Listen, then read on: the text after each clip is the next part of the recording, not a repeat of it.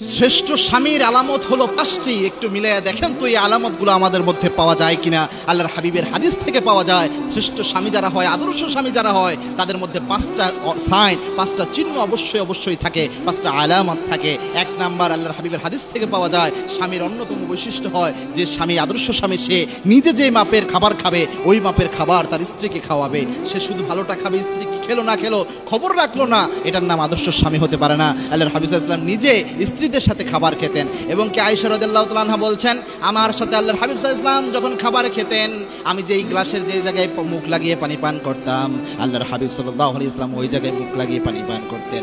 আমি গ্লাসের যেই জায়গাটায় সব সময় ধরে পানি পান করতাম, ওই গ্লাসে আল্লাহর হাবিব সাল্লাল্লাহু আলাইহি ওয়াসাল্লাম পানি পান করতেন। আমি হাড্ডি খেয়ে রাখতাম, ওই হাড্ডিটা আবার বিশ্বনবী চুষে খেতেন। সুবহানাল্লাহ। স্ত্রীর সাথে খাবার খাওয়া রাসূলের সুন্নাহ। দুই নাম্বার হচ্ছে, স্বামী যে মাপের পোশাক পরবে স্ত্রীকে ওই মাপের ওই মানের পোশাক পরাবে। তিন নাম্বার হচ্ছে যে স্ত্রীকে কখনো কটু কথা বলবে না। আমাদের দেশে অনেক স্বামীর এই বৈশিষ্ট্য রয়েছে, দুনিয়াতে সব মানুষের সাথে ভালো আচরণ করে, সুন্দর করে কথা বলে, স্ত্রীর সাথে সবচেয়ে বাজে ব্যবহার করে, স্ত্রীকে কটু কথা শোনায়, কথায় কথায় স্ত্রীকে আঘাত দেয়। এটা কখনো আদর্শ স্বামীর বৈশিষ্ট্য হতে পারে না। আল্লাহর হাবিব কখনো এটা করতেন না। এবং কি মা আয়েশা বলছেন, আল্লাহর হাবিবের উপর আমরা মাঝে মাঝে